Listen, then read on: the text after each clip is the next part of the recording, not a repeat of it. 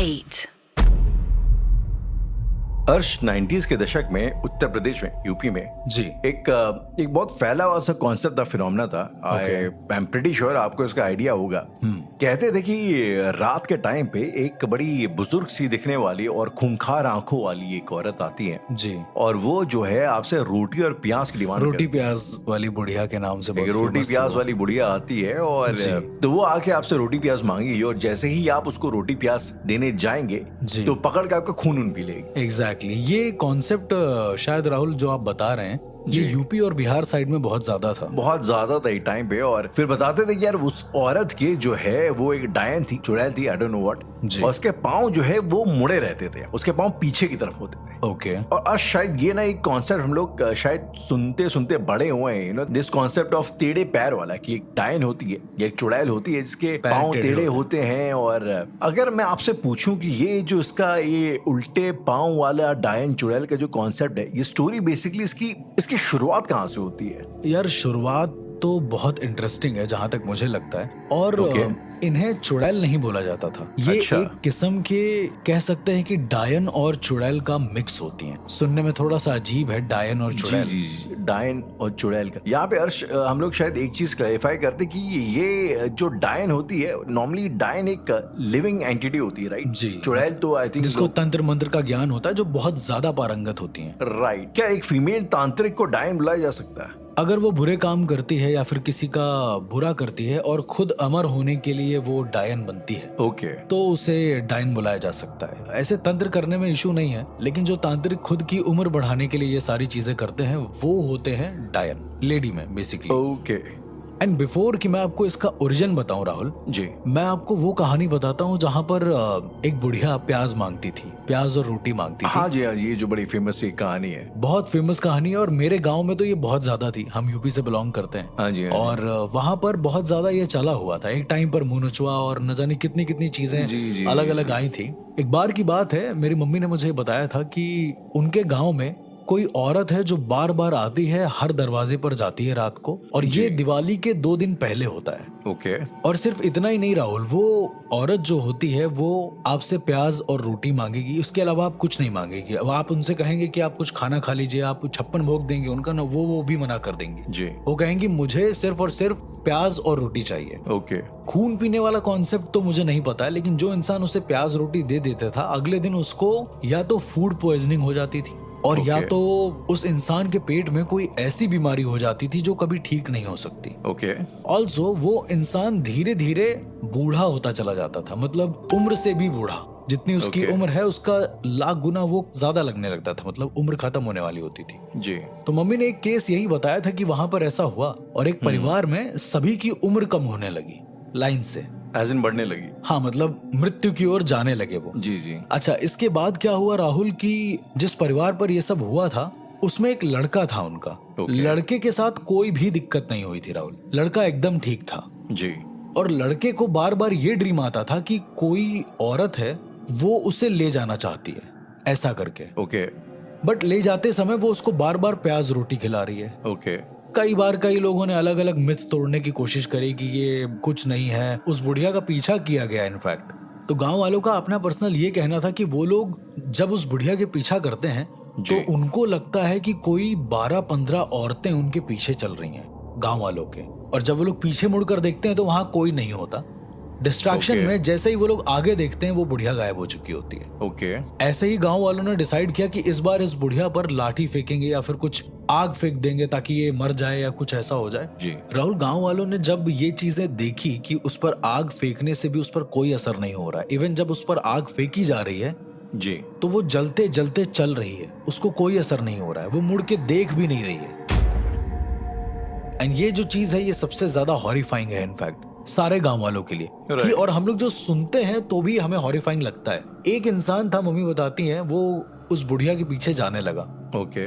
जाते जाते हुआ ये कि उस इंसान ने चिल्लाकर बस इतना बोला कि हाय ये तो मेरी माँ है। ओके।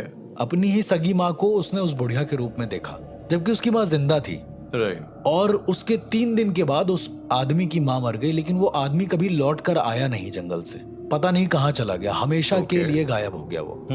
उसकी माँ की जब मौत हुई है तो उसकी माँ खून की उल्टी करते हुए मर गई है। और ये अनटाइमली मौत थी उनकी। वो ऐसे ही बात कर रही थी, धीरे से उनके हार्ट में दर्द हुआ, फिर लगातार उन्होंने ब्लड की वॉमिट करी है और वो मर गई हैं। तो ये जो पूरा किस्सा था मम्मी ने गांव का, कि इस तरह के भी किस्से होते थे, इससे भी भयानक किस्से होते थे, पर उस चुड़ैल का किस्सा यही था। और एक सबसे खास बात थी कि जब उसके पैरों के निशान देखे गए तो वो उल्टे थे, मतलब उसके पैर उल्टे जरूर होंगे, तभी उल्टे पैर के निशान बने हुए थे उसमें। राइट। उस दिन से गांव में ये फेमस हो गया कि ये चुड़ैल है जिसके पैर पीछे हैं। तो मम्मी बताती थी कि इसको मुड़िया पैरी बोलते थे गांव में। अच्छा। हाँ, और मुड़िया पैरी आ जाएगी, मुड़िया पैरी आ जाएगी, ऐसा करके। इसीलिए वो लोग दिवाली के पहले से इतना सतर्क हो जाते थे कि पंडितों को बुलाकर पूजा कराने लगते थे। ऐसा कोई सुपरस्टिशन नहीं था, लेकिन फिर भी गांव वालों को एक डर बना रहता था। अब तो खैर वो गांव काफी फ्री हो गया इन सब चीजों से। आप कह रहे हैं कि दिवाली के कुछ टाइम पहले तक का ये ज्यादा एक्टिव रहती थी एंटिटी? जी जी बिल्कुल। तो कुछ खास वजह इस चीज की? यार राहुल, देखा जाए तो दिवाली के समय पर नकारात्मक ऊर्जाएं बहुत ज्यादा सक्रिय हो जाती हैं। उसका रीजन ये होता है कि हम लोग बहुत ज्यादा पॉजिटिविटी प्रोवाइड करते हैं। Every blessing comes with a curse, मेरा ऐसा मानना है। ये कुछ वैसी वाली बात है कि दिया बुझने से पहले ज्यादा फड़फड़ाता है। एग्जैक्टली मतलब ओके। अब ये है कि तूफान आता जरूर है, कहने का मतलब ये है कि जहां पर मंदिर होगा उसके ठीक पीछे कुछ ना कुछ ऐसा होगा जो बहुत ज्यादा नेगेटिव होगा। कभी आप अगर जाकर देखेंगे तो टूटी फूटी मूर्तियां और बहुत सारी चीजें देखेंगे, वो बहुत अजीब लगेगा आपको देखने में। इनफैक्ट जी, कुछ अलग वाइब आएगी वहां से। कभी आप टूटी मूर्तियों को देखेंगे, पेड़ के नीचे रखी हुई देखेंगे, तो भी अजीब लगेगा। याद है अर्श की, जब मैं कानपुर आया था आपके पास मिलने के लिए और हम लोग एक मंदिर गए थे। हाँ, मंदिर था या शमशान था, I don't remember, I think मंदिर ही था। उसी मंदिर की प्रेमाइज के अंदर एक कुछ नागा साधु वगैरह थे जी जी, जो भी रह रहे थे, और एक मंदिर की वाइब जो एकदम अलग, और एक जो छोटी सी गुफा थी जहाँ पे वो अपनी साधनाएं जो भी कर रहे थे वो थी, उसकी वाइब जमीन आसमान का फर्क। मतलब आप बिल्कुल ब्राइटनेस अंधेरे में आ गए उतना तक का फर्क। बिल्कुल। और वहां पे मैंने देखा कि कुछ मूर्तियां टूटी पड़ी हैं, सिंदूर फैला है, मतलब यू कैन, आप इमेजिन कर सकते हैं कि यहाँ पे कुछ तो भी चल रहा है, कुछ तो अजीब है। हाँ, कुछ तो भी चल रहा है, किसी किस्म की साधना चल रही है। लेकिन अर्श, ये मतलब जो आप बता रहे थे कि ओरिजिन वाली स्टोरी,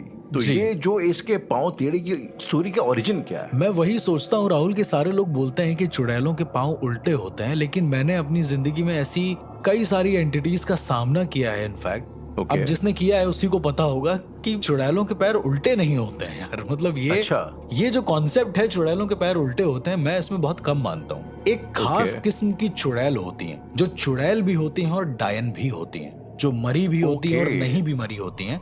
उनको बोलते हैं पिच्छल पैरी। पिच्छल पैरी, जिसको गांव में मुड़िया पैरी बोलते थे। जी जी जी। पैरी मतलब पैर, पिच्छल और पिच्छल मतलब जिनके पैर पीछे हैं, ऐसी औरतें।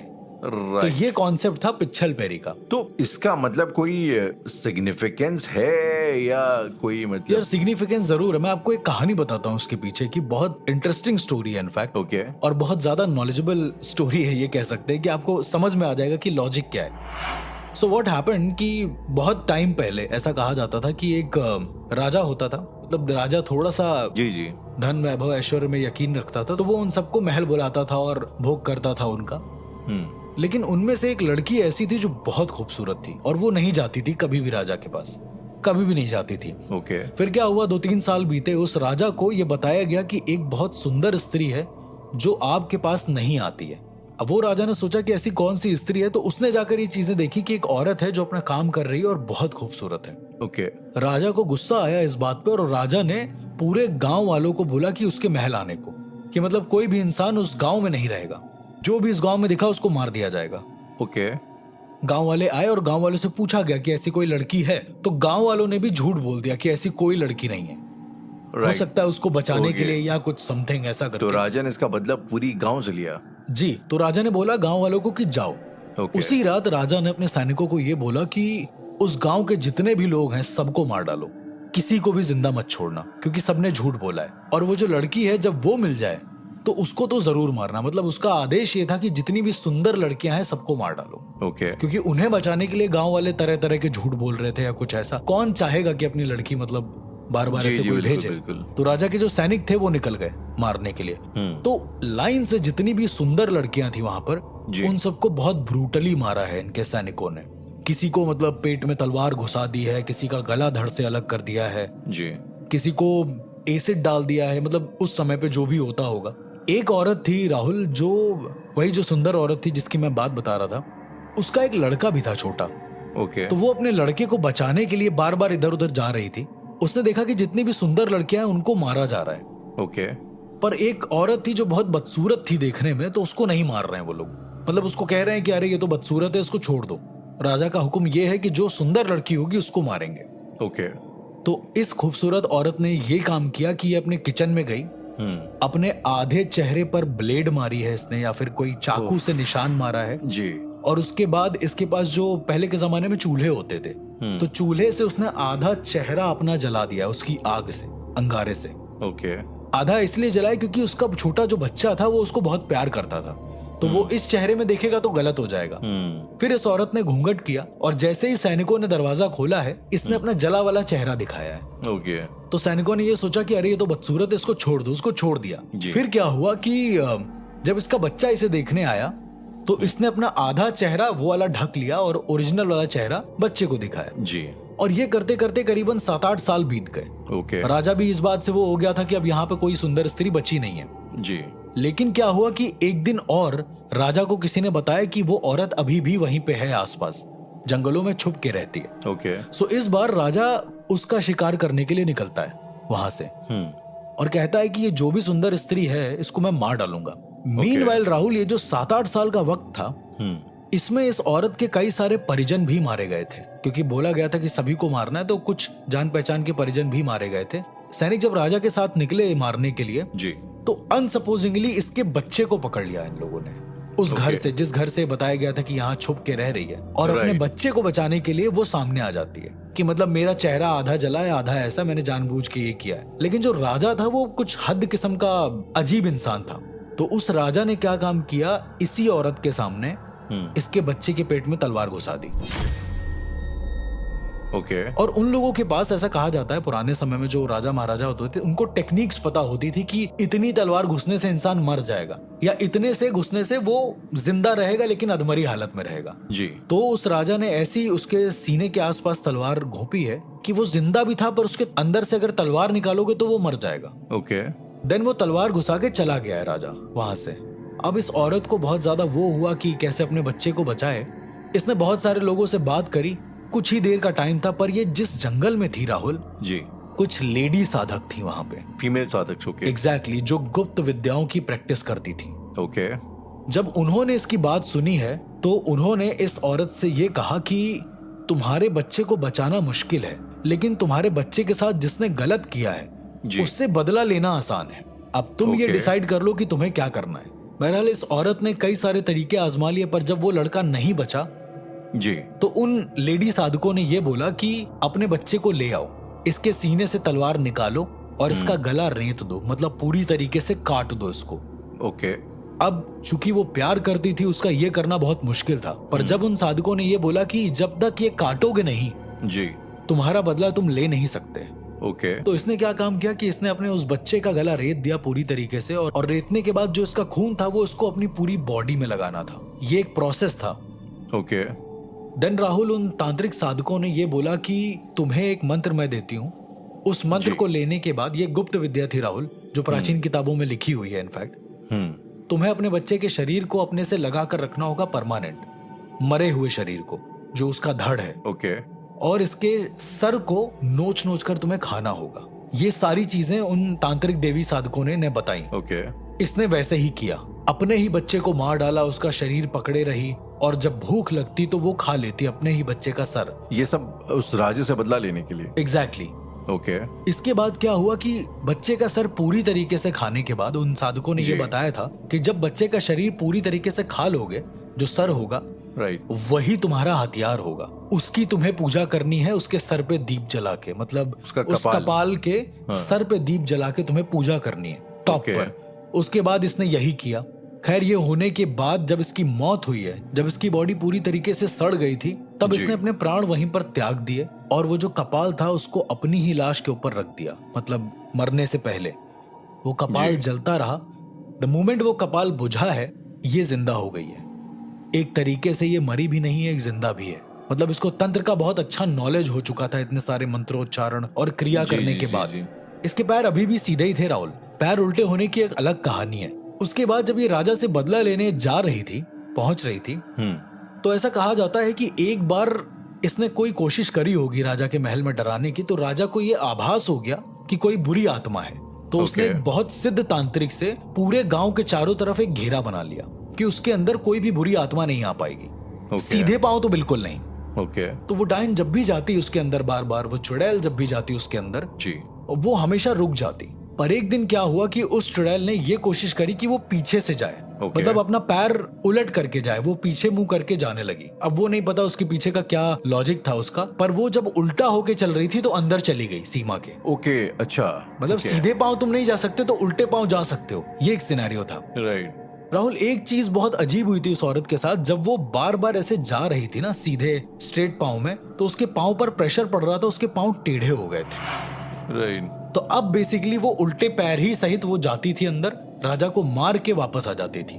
वहां पर जितने भी राजा हुए उसको इसी ने मारा, ऐसा कहा जाता है। और ये पूरा कॉन्सेप्ट होने के बाद ये एक देवी बन गई, ये एक पिशाचिक देवी बन गई, जिसको मुड़िया पैरी बोला जाता है, जिसको पिच्छल पैरी बोलते हैं। ये एक पिशाचिक देवी बन गई जो बुरे लोगों को ताकत प्रोवाइड करती है। तो पिच्छल पैरी सिर्फ एक कॉन्सेप्ट नहीं है कि वो चुड़ैल है या फिर कुछ ऐसा। क्या ये एक डार्क मैजिक है? ये एक डीटी है, मान के चलो। ये एक डीटी है? ये एक डीटी है पूरी जो राक्षसी पिशाची डीटी है जो लोगों को गलत चीजें प्रोवाइड करती है। अब होता क्या है कि जो औरतों पर जुल्म करते हैं जी, जो औरतों पर बहुत ज्यादा मारपीट करते हैं या कुछ ऐसा करते हैं, एंड लेट सपोज कि वो औरत उसी मारपीट में मर गई, तो वो जो आत्मा होती है अगर उस पिच्छल पैरी के घेरे में है वो, या आसपास कहीं वो है, तो ऐसा कहा जाता है कि वो डीटी, क्योंकि खुद वो एक साधक भी है जी, तो वो डीटी उस आत्मा को कैद कर लेती है और उस आत्मा के पैर उल्टे कर देती है, देन अपने ही घर को वो मरवा देती है। ये एक पूरा कॉन्सेप्ट था पैर के उल्टा होने का, जो मैंने आपको बताया। जो लोग बहुत सारे लोग मिसअंडरस्टूड कर लेते हैं कि चुड़ैलों के पैर उल्टे होते हैं। हर समय चुड़ैलों के पैर उल्टे नहीं हो सकते राहुल। एक और चीज है राहुल जो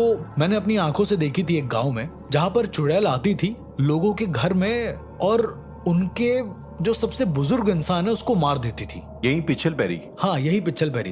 एक गांव ऐसा था राहुल जहां पर कह सकते हैं ना कि पुरुष प्रधान गांव कहा जाता था उसको, जहां पर पुरुषों की ज्यादा चलती थी। अब पता नहीं किसने वहां पर पिच्छल पैरी की साधना करी या पिच्छल पैरी को बुलाया, किसी लेडी ने ऐसा करा था। वो लेडी तो मर गई, लेकिन उसके बाद पिच्छल पैरी का जो आतंक हुआ है राहुल, आपको बिलीव नहीं होगा, उस गांव में एक बरगद का पेड़ था, उससे कम 6 गांव के जो मेन पुरुष थे वो लटके हुए मिले एक दिन सुबह। ऐसा हुआ था। और ये पूरा का पूरा पिच्छल पैरी का ही कॉन्सेप्ट था, क्योंकि जितने भी पुरुष लटके हुए मिले थे उन सबके पांव उल्टे थे। पिच्छल पैरी की एक खास पहचान ये भी है कि वो अपना जो शिकार होता है उसके पांव उल्टे कर देती है मारने के बाद उसको। तो ये एक जो पूरा कॉन्सेप्ट था मैंने आपको बताया, जितना मैंने अपने एक्सपीरियंस से समझा था। लेकिन आपने बोला कि लोग इस पिच्छल पैरी की साधना भी करते हैं। जी, जैसे मैंने इस गांव में बताया कि एक औरत ने साध लिया होगा या कुछ ऐसा, उसके बाद से इस गांव में घटना होने लगी। जी। अब पिच्छल पैरी साधते तो हैं लोग, लेकिन शायद आपको इसका जिक्र कहीं नहीं मिलेगा। एग्जैक्टली, ये मतलब मैं पहली बार आपसे ही मुझे लोग इसे भूत समझ लेते हैं या फिर चुड़ैल समझ लेते हैं, और चुड़ैल को पूजता कौन है? एग्जैक्टली, हाँ जी। लेकिन ये है राहुल, ऐसी न जाने अनंत गुप्त विद्याएं हैं जिनको पूजा जाता है, जिनका जिक्र शायद हम सबके सामने नहीं कर सकते हैं, या जो करता है उसको ही पता होता है। मैं कुछ ऐसे साधकों से मिला हूँ जो इन चीजों को सिद्ध करते हैं, जो आज भी भगवान शिव के जितने गण हैं उनकी जो मुख्य ताकतें हैं उनको रखने की ताकत रखते हैं। मिसाल के तौर पर भगवान शिव ने आत्मलिंगों की रचना करी थी, जिसके रक्षक खुद ऐसी ताकतें थी जो गुप्त विद्याओं में आती हैं।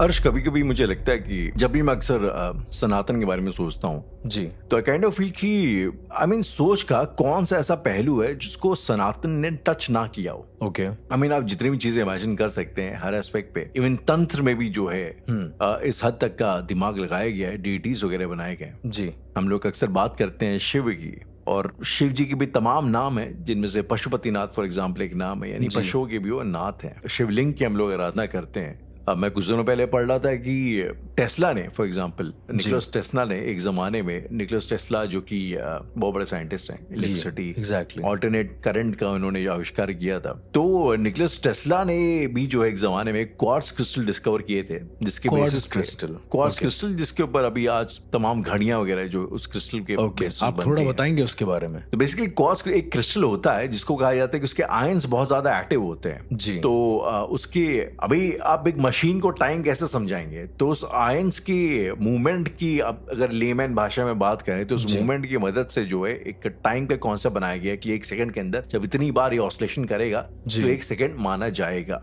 And that is universal, that is through out. ठीक है। इनफैक्ट जो भी अवेलेबल, जो भी नोन मेटल्स हैं या जो भी सॉलिड्स हैं, सब्सटेंस है, उसमें क्वार्ट्ज का जो क्रिस्टल होता है वो सबसे ज्यादा एक्टिव माना गया है, वो सबसे ज्यादा उसके अंदर आयनिक मूवमेंट सबसे ज्यादा होता है जी। तो जब मैं इसके बारे में पढ़ता हूँ और जब मैं सोचता हूँ कि ये एक टाइम था जब हम लोग के घर में पापा एक बार एक क्रिस्टल का शिवलिंग लेके आए थे। क्रिस्टल का शिवलिंग?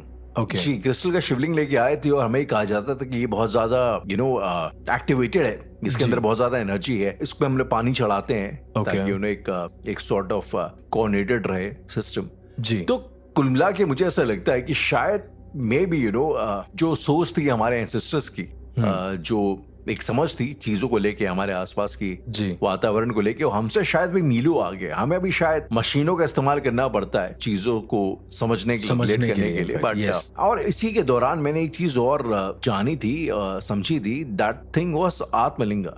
Okay, before coming to Atmalinga, Rahul, if मैं आपसे ये पूछूं कि जो आप क्वार्ट्ज की बात कर रहे हैं जी, क्या वो हमारे तंत्र की भाषा में स्फटिक कहते हैं उसको? जी, क्वार्ट्ज का जो क्रिस्टल होता है, बेसिकली क्वार्ट्ज तो शायद एक अलग चीज है, क्रिस्टल बेसिकली एक जिसको हम स्फटिक बोलते हैं जी।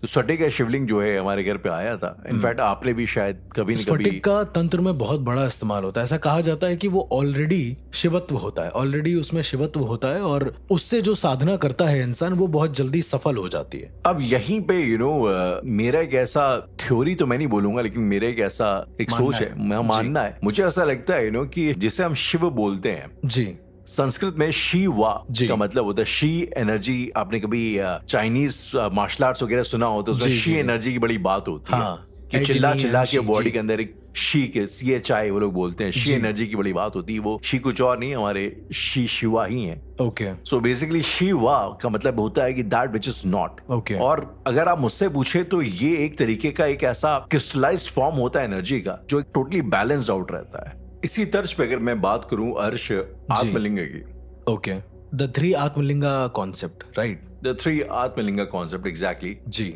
और द स्टोरी गोज, जो स्टोरी है बेसिकली वो ये है कि भागीरथी ने जी शिवजी से ये रिक्वेस्ट करी थी, ये प्रार्थना करी थी कि आप जो है गंगा को, आकाश गंगा को धरती पे लेके आइए, क्योंकि आकाश गंगा की शर्त है कि अगर मैं आऊंगी तो मैं शिवजी के किसी अंश के ऊपर ही आऊंगी, वहीं मुझे झेल सकते हैं जी, अदरवाइज पृथ्वी में प्रलय आ जाएगी, तबाह हो जाती है। हाँ, पृथ्वी तबाह हो जाती है इतने फोर्स से, क्योंकि ये आती है गंगा माँ। और तब कहते हैं कि शिवजी ने ध्यान करके एक आत्मलिंग क्रिएट किया था, बनाया, और फिर भागीरथी ने उसके ऊपर जो है गंगा मैया को स्थापित किया था, उन्हें आमंत्रित किया था, जो भी आप कह रहे हैं, आवाहन किया था। तो आत्मलिंगा एक मुझे लगता है अर्श बहुत बड़ी मिस्ट्री है। अभी भी जो है कई ऐसे लोग जिनका मानना है कि आत्मलिंगा अभी भी इस दुनिया में मौजूद है और एग्जिस्ट करता है, और कोई अपेरेंटली एक नागलोक है जहाँ पे शिवजी के कुछ गढ़ हैं जो उसकी हिफाजत करते हैं, सुरक्षा करते हैं, हिफाजत करते हैं। तो क्या आप इस कॉन्सेप्ट के बारे में कुछ बता पाएंगे? क्योंकि मुझे ऐसा लगता है तंत्र की दुनिया में शिवजी से बड़ी आई थिंक कोई एंटिटी है भी नहीं। इसका बहुत सारे लोग सुनने वाले जो हमारे लिसनर होंगे वो ये भी सोच रहे होंगे कि इसका पैरानॉर्मल से क्या रिलेशन है आत्मलिंगा का, क्योंकि हम लोगों ने इतनी सारी भगवान की बातें अभी कर ली है। ये शायद पहला ऐसा एपिसोड है जिसमें बहुत डिवाइन हम लोग बातें कर रहे हैं। द थिंग इज, जो आत्मलिंगा का कॉन्सेप्ट है वो एनर्जीज को स्टोर करने का है, बड़ी एनर्जीज को। तो ऐसा कहा जाता है भगवान शिव के जो गण होते हैं, जो प्राथमिक गण होते हैं, जैसे नंदी भगवान शिव के गणों में आते हैं, उनके गणों में एक घंटा कर्ण भी है जिनका नाम है। तो उनके ही गणों में एक और गण आते हैं जो बहुत ज्यादा कह सकते हैं कि मुख्य हैं, और उनके नाम मैं आपको आगे बताऊंगा। तो बेसिकली ये जो आत्मलिंग है ये शिव जी के गण सुरक्षित रखते हैं। ऐसा कहा जाता है कि जब शिव जी ने रुद्र रूप या अपने सौम्य रूप से आत्मलिंगों का निर्माण किया था, और ये सारी चीजें शिव ग्रंथ में है। जब आप उस ग्रंथ को पढ़ेंगे तो आपको समझ में आएगा कि शिव जी ने जब अपने 3 आत्मलिंगों का निर्माण किया था तो पहला आत्मलिंग दिया था भागीरथ को, ओके। जिससे गंगा अवतरित होती है और धरती पर आती है, जो कि हो चुका है। जी, अब जी, उस जी। आत्मलिंग का कोई काम नहीं। दूसरा आत्मलिंग जो है वो धरती पर कहीं है, किसी को नहीं पता कहां पर है। और जो ओके। तीसरा आत्मलिंग था, जिसे अमरत्व का आत्मलिंग कहा गया था राहुल, जी। वो आत्मलिंग अभी भी कहीं साउथ में एक जगह है, वहां पर एग्जिस्ट करता है और कम से कम 4 लोगों ने इसे देखा है अपनी आंखों से। तो वो मतलब इन जनरल पब्लिक डोमेन में उसके बारे में इंफॉर्मेशन नहीं है, आप ये कभी कहना नहीं चाहते है। और इसमें पैरानॉर्मली बात यह है राहुल कि हर आत्मलिंग की सुरक्षा कोई दैवी शक्ति करती है, लेकिन ये जो अमृत का आत्मलिंग है इसकी सुरक्षा 3 ऐसी मुख्य ताकतें करती हैं जो भगवान शिव के गण होते हैं। और ऐसा भी ओके। माना गया है कि ब्रह्म राक्षसों से मुलाकात होती है इस आत्मलिंग की जो भी खोज पर जाता है। ब्रह्म राक्षसों से मुलाकात? आपने अभी तक मुझसे सुना है कि ब्रह्मांड की सबसे ताकतवर एंटिटी होती है ब्रह्म राक्षस। हाँ जी। लेकिन मैंने ब्रह्मांड बोला, न जाने कितने अनंत ब्रह्मांड हैं जिसमें जी। न जाने कितने ही ब्रह्म राक्षस या अलग अलग थ्योरीज होंगी, राइट? जी जी जी। लेकिन ऐसा कहा जाता है कि जो आत्मलिंगों की रक्षा करते हैं वो भगवान शिव के मेन गढ़ हैं, जिनके ओके। अंडर में ऐसा कहा जाता है कि हर एक गढ़ के अंडर में 101 ब्रह्म राक्षस होते हैं। जरा सोचिए, ओके। 101 ब्रह्म राक्षस उनके अंडर में हैं, उनका कहना मानते हैं। ओके। और शायद यही रीजन है कि जब आत्मलिंगों की खोज पर बहुत सारे लोग गए तो वहां से उल्टे पांव वापस आ गए। आपको कुछ ऐसी स्टोरीज पता है जहाँ पे, बिकॉज मैंने सुना है कि एक दौर था कि जब ब्रिटिश गवर्नमेंट जब यहाँ पे जी। भारत पे अंग्रेजों का शासन चल रहा था, तो जमाने में कई सारी ब्रिटिश एक्सकवेशंस भी निकली थी इस आत्मलिंग की तलाश के लिए बहुत सारे पेपर्स में भी आया था कि आत्मलिंग को ढूंढना है। एग्जैक्टली। इसे आत्मलिंग ही बोला जाता है। पर द थिंग इज, जो आत्मलिंग की तलाश में ब्रिटिशर्स थे जी, वो आत्मलिंग अमरत्व का आत्मलिंग था, ऐसा कहा जाता है। जो तीसरे वाले की बात आप जो जी, बता जो रहे तीसरा, क्योंकि दूसरा नहीं पता किसको कहा है और पहला वेस्ट हो चुका है, थे। यानी ओके, कि वो यूज हो चुका है। यूज हो चुका है एक तरीके से। द थिंग इज, जब उस तीसरे आत्मलिंग की तलाश में, करीब ये सन 1866 की बात है राहुल, जब यहाँ पर राज हुआ करता था अंग्रेजों का, जी। तो उन्होंने इस आत्मलिंग की खोज करी। उन्होंने साउथ के कोई बहुत बड़े विद्वान पंडित थे जी। जो नागेश्वर मंदिर की पूजा करते थे, उनसे ओके। पूछा कि आत्मलिंग कहाँ है। ऐसा कहा जाता है कि साउथ के कुछ जंगलों में जी। आज भी शिव ग्रंथ मौजूद है, अलग अलग टुकड़ों में। ओके, क्या आज तक कोई शिव ग्रंथों को इकट्ठे कंपाइल नहीं कर पाया? जी, वो जो पंडित थे नागेश्वर मंदिर के, उनको जी। कहा जाता था कि वो उन सारे शिव ग्रंथों की नॉलेज रखते थे। उनका एक बेटा भी था जिन्हें वो मोस्टली बताया करते, वो छोटा था उस समय पे। तो जब ये अंग्रेज वहां पर गए इन सारे ग्रंथों की खोज में, तो उनको मिले नहीं। 1-2 ग्रंथ मिलते थे, लेकिन वो टूटे फूटे होते थे, उनसे कुछ समझ में आता नहीं था। ओके। और उसमें जो लैंग्वेज लिखी थी राहुल, वो भी कोई नहीं समझ पाया आज तक। देन जब उन नागेश्वर मंदिर के महंत से पूछा गया कि क्या है इसमें और कैसे पहुंचेंगे वहां तक, जी। तो किसी तरीके से टॉर्चर करके या कैसे भी उनसे वो रास्ता तो पूछ लिया उन लोगों ने, जी। और वहां पर गए भी। लेकिन उसका नतीजा ये हुआ कि राहुल, जो अंग्रेजों का जो चीफ था, मेन कमांडर, जो ओके। वहां पर गया था देखने के लिए, उसने अपना एक हाथ खो दिया और एक आंख खो दी। ओके। और ऐसा कहा जाता है कि जब भी वो उस घटना के बारे में कुछ भी बताता था, अचानक से उसके शरीर का एक पार्ट खराब हो जाता था। उसने 2-3 लोगों को बताने की कोशिश करी कि वहां क्या हुआ, और जी। जैसे ही उसने बताया, उसकी बॉडी के एक पार्ट में पॉलिश मार गई, यानी लकवा हो गया। तो इस तरह से भी चीजें हुई आत्मलिंग की तलाश में। अच्छा, साउथ के जिन लोगों को उस अंग्रेज ने बताया कि उसके साथ क्या हुआ, क्योंकि जितने भी सैनिक गए थे, करीब 56-57 लोग गए थे, ऐसा कहा गया है उस जी। आत्मलिंग की खोज में, आधे उसी रास्ते में मर गए। और ऐसा कहा जाता है कि वो 3-4 और अघोरियों को भी लेकर गया था जो वहीं मर गए। जरा सोचिए, एक ऐसी ताकत जो अघोरियों को पल भर में मार दे, ओके। वो ताकत तो शायद भगवान शिव के पास ही है कि वो कैसे क्या करें। तो ये राइट। एक बात थी आत्मलिंग की। जब शिव ग्रंथ की तलाश में मैं निकला था राहुल, मुझे जी। भी इस बारे में जानना था कि एक्चुअली क्या है। तब मुझे पता चला कि शिव ग्रंथों की रक्षा जो कर रहे हैं उन्हें परम भूत कहा जाता है। जैसे हम ओके। परम ब्रह्म के बारे में जानते हैं, जी, जी। वैसे ही उन्हें परम भूत कहा जाता है। मतलब कुछ ऐसे लोग जो कि जो 5 बेसिक एलिमेंट्स हैं इस जी। दुनिया के, जी। उससे ऊपर है, पंचभूतों से ऊपर है। पंचभूतों से भी ऊपर है, उन्हें परम ओके। भूत कहा जाता है। और परम भूत जो होते हैं वो भगवान शिव के गढ़ों में आते हैं। अच्छा। अब ओके। जब उन ग्रंथों की तलाश में एक इंसान निकला था, मुझे आज भी याद है, जब मैं इस कहानी को कवर अप कर रहा था, जी। तो मुझे पता चला कि वो इंसान उस जगह पर पहुंच के आ गया जिसे हम लोग नाग देवालय बोलते हैं। ओके। उसे जिसके जिक्र आप कर रहे थे कि भागीरथ ने अपने हाँ जी, ग्रंथों हाँ में जी। भी इसका जिक्र करा हुआ है, तो अगर कोई भागीरथ का लिखा हुआ वो ग्रंथ पढ़ेगा जिसे गंगा ग्रंथम बोलते हैं, तो उसमें उसको नागलोक देवालय का पूरा वर्णन मिलेगा। ओके। दरअसल भागीरथ जानते थे कि आत्मलिंग एक नहीं, आत्मलिंग कई सारे बने हैं, तो उनको लेने भी लोग आएंगे, 100% आएंगे। कई लोगों ने कोशिश करा था, ऐसा कहते हैं, ऐसा पंडित बताते हैं वहां के। अब तो वो नागेश्वर बाबा वाले जो महंत थे वो तो खत्म हो गए, नहीं रहे, लेकिन आज भी उनकी जो पुश्तें हैं जो वहां पे पंडिताई करती हैं, वो आज भी बताती हैं कि आत्मलिंग को एक इंसान ने अपनी जगह से उठा दिया था। कोई गया होगा वहां पर लेने के लिए और उसने उठा दिया था। उसके साथ जो हुआ वो सोच के भी परे था। वो इंसान वहीं साउथ का ही कहीं का था जिसने ये काम किया। शायद उसका दिल बहुत पाक साफ होगा या कुछ ऐसा। उसने अपनी पूरी कहानी बताई भी नागेश्वर बाबा के महंत को। ओके। और वहां के पंडित बताते हैं उसके परिवार में हर एक इंसान ब्रह्म राक्षस से पजेस हो गया था।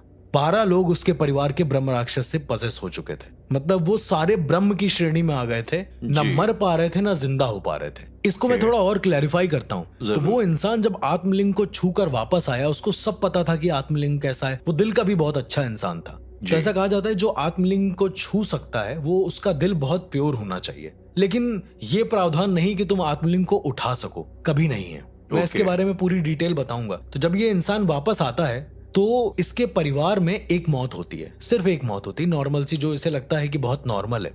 अब ये आत्मलिंगों के बारे में सारे पंडितों को बताता है। करीबन 6-7 पंडित बैठे थे, तो इसने उन सबको आत्मलिंगों के बारे में बताया। अच्छा, नियम के अनुसार, भागीरथ के जो नियम है, उनके कठिन नियम है, उसके अनुसार जब भी तुम आत्मलिंग के बारे में किसी को बताओगे, तुम्हारा शरीर लकवा मार जाएगा। लेकिन वो इंसान सही रहा राहुल, क्योंकि वो नागेश्वर मंदिर में कभी कभी पूजा करने आता था। अब दिक्कत ये हुई कि जब वो घर गया, ये सारी स्टोरी मैंने सुनी है वहां के, अब आज भी जो पंडित है वो बताते हैं ये कहानी। जब वो घर जाता है तो वो क्या देखता है कि उसके जो घर वाले हैं सारे के सारे, वो सब के सब एक पैर पे खड़े हुए हैं, योगा पोजीशन जो होती है, और हाथ ऊपर करके खड़े हुए हैं। इवन उनका बच्चा भी जो था, जो 5 साल का बच्चा था उनके घर में, वो भी ऐसे ही खड़ा हुआ है। और वो संस्कृत का रुद्री पाठ पूरा पूरा बोल रहे हैं, ऐसे ही खड़े होके। रुद्र अभिषेक वाला पाठ? हाँ, रुद्राष्टाध्यायी करके एक चीज होती है, उसके बाद फिर रुद्री पाठ होता है।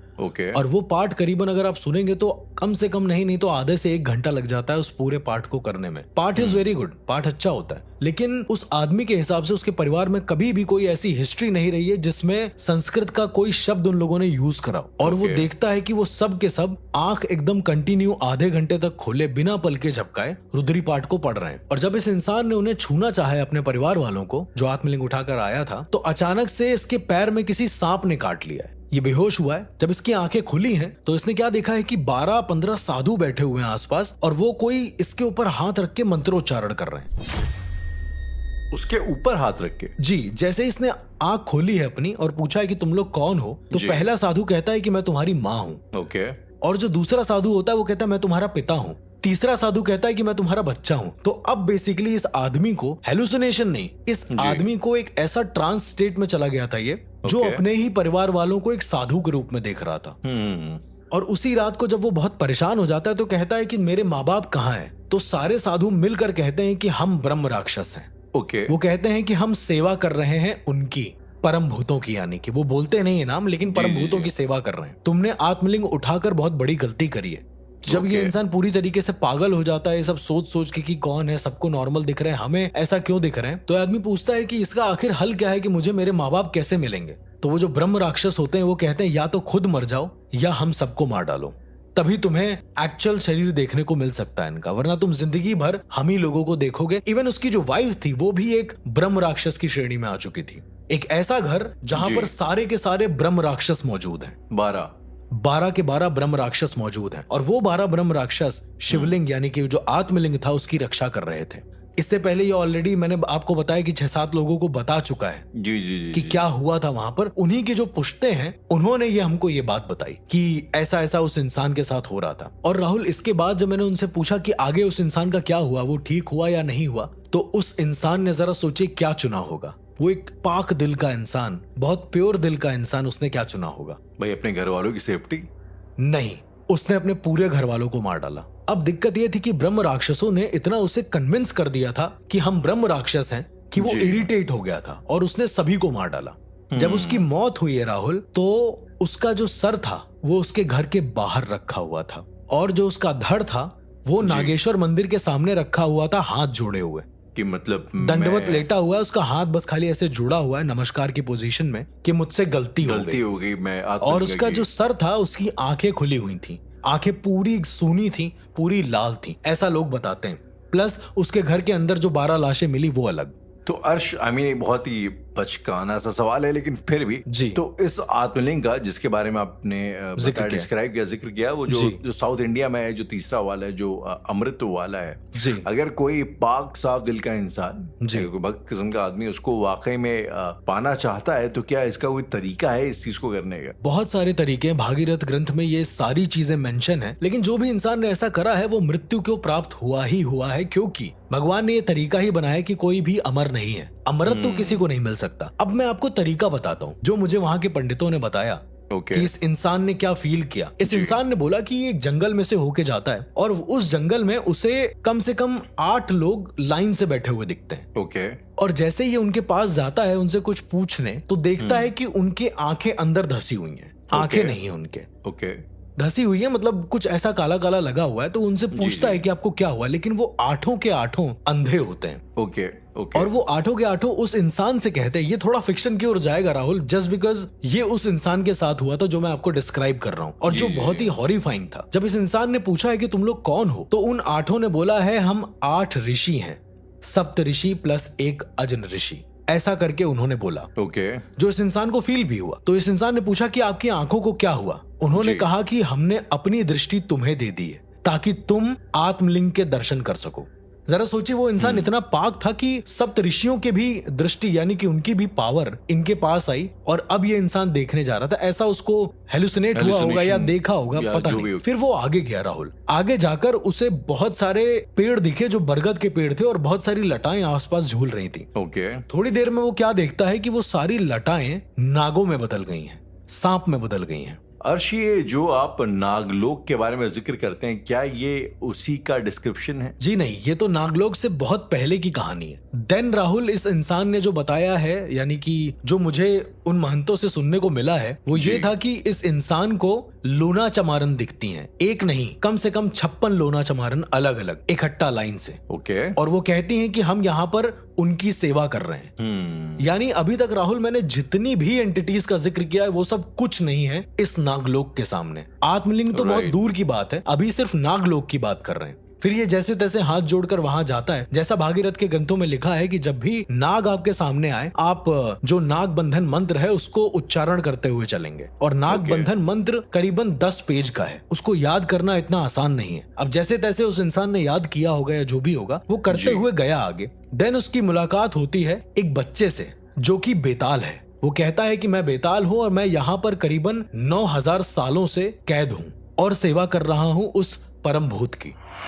मतलब उसे हर तरह की एंटिटी का सामना करना पड़ता है। वही बोलने जा रहा था, लाइक उसने बेसिकली सारी एंटिटीज का सामना हो गया उसे। एग्जैक्टली, उसने इतनी सारी एंटिटीज का सामना कर लिया था और अब उसकी बारी थी नागलोक को देखने की। तो ऐसा कहा जाता है कि प्रणव महाशिवरात्रि एक टाइम होता है जो हर 72 ईयर्स में एक बार आता है धरती पर। और उस मुहूर्त में इतने सारे ग्रह नक्षत्र बदलते हैं कि वो जो नागलोक है वो नॉर्मल इंसानों को दिख सकता है। ये ग्रंथों में अभी भी लिखा हुआ है राहुल। अगर आप साउथ के उन ग्रंथों को पढ़ेंगे तो आपको बकायदा वर्णन मिलेगा कि क्या होता है अंदर, और क्या शिवजी हमें दिखते हैं आत्मलिंग को सौंपते हुए या नहीं दिखते हैं। तो ये इसका पूरा वर्णन हमें मिलेगा। क्या ये जो आप बता रहे हैं, जो ये वाला एक मुहूर्त होता है, प्रणव महाशिवरात्रि, जी प्रणव महाशिवरात्रि, तो क्या ये इकलौता ऐसा टाइम है जहाँ पे आपको नागलोक के दर्शन हो सकते हैं? जी, ये सिर्फ इकलौता ऐसा टाइम है और ये 72 वर्ष में सिर्फ एक बार आता है। और ऐसा कहा जाता है कि इसमें स्वयं भगवान शिव धरती पर आते हैं उस आत्मलिंग को एक बार फिर से जागृत करने के लिए, यानी कि एक नग्न आंखों से देखा जा सकता है वो आत्मलिंग। तो इस इंसान ने वो नागलोक भी देख लिया था, ऐसा उसने बताया सबको। और उसने कोई ग्रंथ नहीं पढ़ा था, उसने बस ये पढ़ा था कि ये सावधानियां क्या क्या है, यानी सावधानियों का ग्रंथ अलग है और उस नागलोक के अंदर क्या होता है उसका ग्रंथ अलग है। तो जब उस इंसान ने जो भी सिक्योरिटी वाली चीजें पढ़ी थी कि नागलोक के अंदर जाने पर ऐसा होता है, पर क्यों होता है ये नहीं लिखा हुआ था।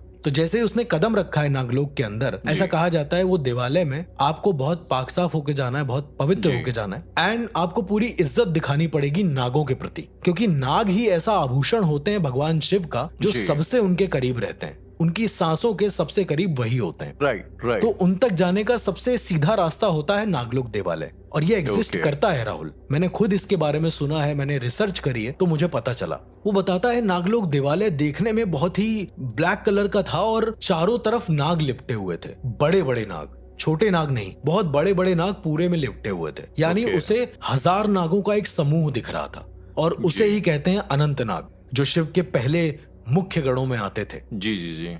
फिर उसके बाद इसने जो भी वहां पर नाग बंधन मंत्र या जिस चीज का भी प्रयोग किया हो, उसने मेंशन नहीं किया। वो जैसे तैसे नागलोक दिवालय के अंदर गया तो उसने देखा कि नीचे अग्नि है, आग है। उस आग को पार करके उसे एक गेट तक जाना है। मैंने फिर बोला कि ये सुनने में थोड़ा फैंटेसी लगेगा, बट उसने जैसा डिस्क्राइब किया वो मैं आपको बताता हूँ। राइट। तो जैसे ही उसने कदम आगे बढ़ाया है, उसने देखा है बड़े बड़े लोहे के जो तलवार होती हैं वो आसपास क्रॉस कर रही हैं उसके, मतलब एक पैसेज बना हुआ है और उसमें तलवारें मूव कर रही हैं। देन जैसे तैसे उसने स्मरण करके भगवान का, वो इसको भी पैसेज को क्रॉस करता है, अग्नि में कहीं कहीं पत्थर रखे होते हैं, उस पर रख के वो जाता है। एट द एंड जब वो एक गेट के पास पहुंचता है जहां पर उसे अपनी अंतिम, कह सकते हैं कि अंतिम पड़ाव होता है, पड़ाव देना होता है, वहां पर क्या होता है राहुल, जैसे मैंने वुडू मैजिक के बारे में आपको बताया था कि उसमें प्राण प्रतिष्ठा होती है, हाँ जी हाँ जी, वैसे ही एक क्रिया होती है राहुल, जिस क्रिया से आप अपने शरीर की ऊर्जा किसी चीज में हमेशा के लिए डाल सकते हैं। ओके। तो आपको उस गेट में अपनी प्राण प्रतिष्ठा करनी पड़ती है, तब वो गेट खुलता है। ये एक मिस्ट्री है वहां की। ओके। और तभी तुम भगवान शिव के दर्शन कर पाओगे। ऐसा कहा जाता है कि जैसे ही तुम अपना सब कुछ समर्पण कर देते हो उस गेट में, तुम शून्य और अनंत के पास पहुंच जाते हो, और जैसे ही वो गेट खुलता है स्वयं भगवान शिव तुम्हारे सामने खड़े होते हैं। तो इसने पूरी चीजें करी, पर ये अपनी प्राण प्रतिष्ठा उसमें नहीं कर पाया।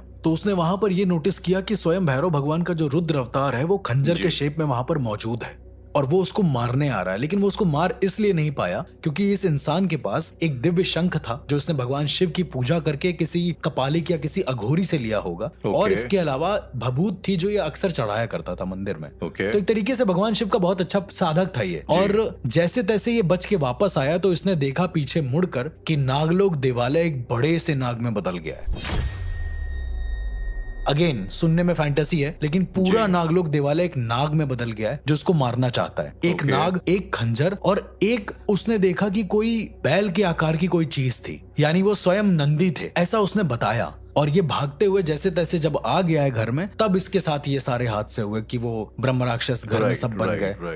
तो उसके कोई ना कोई दुष्परिणाम तो उसे देखने को मिले। और जब मैं शिव ग्रंथ को पढ़ा हूँ राहुल, तब मुझे समझ में आया है कि हाँ, ये चीजें एग्जिस्ट करती हैं। और जो भी इंसान उस आत्मलिंग को प्राप्त कर लेता है, ऐसा कहा जाता है कि अगर उसका अभिषेक हो रहा है, मतलब प्रणव महाशिवरात्रि के दिन आकाश गंगा से अभिषेक होता है उस शिवलिंग का, उस आत्मलिंग का, और उस आत्मलिंग के बाद अगर किसी ने उसको छू लिया तो जो शिव होते हैं वो स्वयं प्रलय रुद्र बनकर उस इंसान को त्रिनेत्र से भस्म कर देते हैं। ऐसा कभी हुआ नहीं है, उसमें ग्रंथों में वर्णित है कि अगर कोई जाएगा तो ऐसा होगा जरूर। और जब मैंने उस ग्रंथ को देखा तो उसमें लिपि बनी हुई थी प्रॉपर, उसमें शिव जी की एक अजीब सी तस्वीर बनी हुई थी जो त्रिनेत्र से भस्म कर रही है किसी को। तो ये आत्मलिंग का घोस्ट लॉर्ड था जो मैंने आपको बताया। कभी कभी ताजुब होता है अर्श की इंसान की भक्ति, उसकी भगवान के प्रति उसकी श्रद्धा उसे किस मुकाम, किस हद तक खींच के ले जाती। एग्जैक्टली जैसे इस पूरी आत्मलिंग की कहानी में था। जी उसने एक तरीके से देखा जाए तो अपने पूरे खानदान पे घर वालों की कुर्बानी दे दी,